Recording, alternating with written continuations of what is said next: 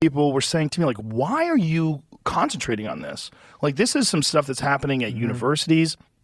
Why is this even why are you obsessed with this? And I said, because this is going to spill over into society. Exactly. Like, you don't see this. Yeah. It's like if we have barbarians that land in Hawaii and they start attacking, marauding, and they get in their boats and they start moving towards America.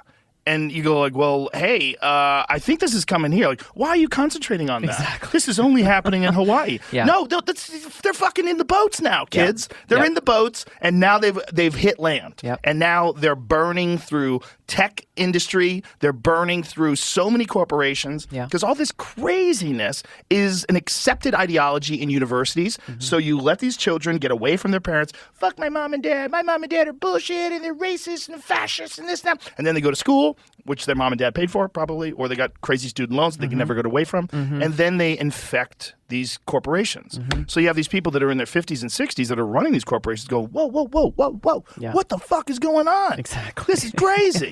You want a litter box in the bathroom? Yeah. What? And that's happening in tech companies too. Yeah. I've talked to a number of different CEOs who've very clearly expressed that their biggest headache in life is with their HR departments. Yeah. They're trying to like, what in the world are we doing here? That's what, we started this by saying, like, how did we get here? Yeah. What you just outlined is exactly how we got here.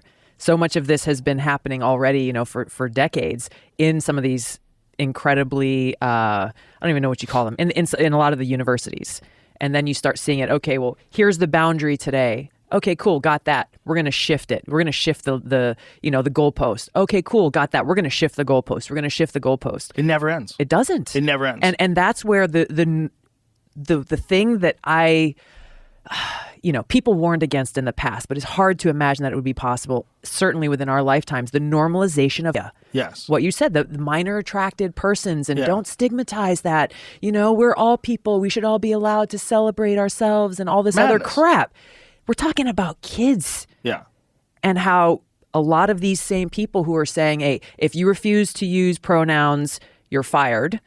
A friend of mine in a huge New York law firm, corporate policy is you have to put your pronouns in your email signature block or you will have to talk to the HR department. And he's like one of the partners at this law firm. He's like, this is bullshit.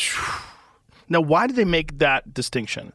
Why? What kind of pressure force them into having something as crazy as like you have to have your pronouns? I don't know. I think that it's driven by fear. But what all of this percentage of fear. The people are having a problem identifying someone without pronouns? Yeah. Like how many people are we talking about? I would imagine it's a very small number. It's a very small number. It just the number of people that identify as trans is higher than it's ever been before, which is really weird. That's not consistent. And you could say, well, it's because they feel comfortable doing that because it's an accepted part of society.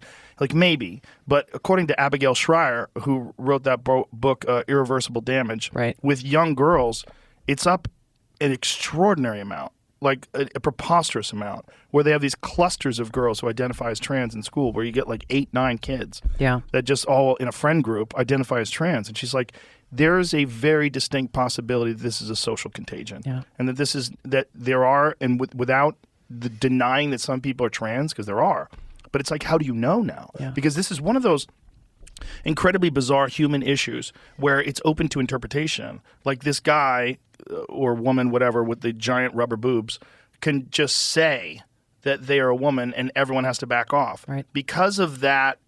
Because of a lack of an ability to prove something, now you're in this area where it's open to how someone feels. Exactly. And that you could just decide, well, that's how you get male prisoners who go into female prisons and impregnate inmates. Exactly. Which is so crazy. That's how you get male athletes who want to compete in women's sports, and when the women complain, they get kicked off the team and forced out of the locker room, which we're seeing, which is nuts because it's just how you feel. Yep.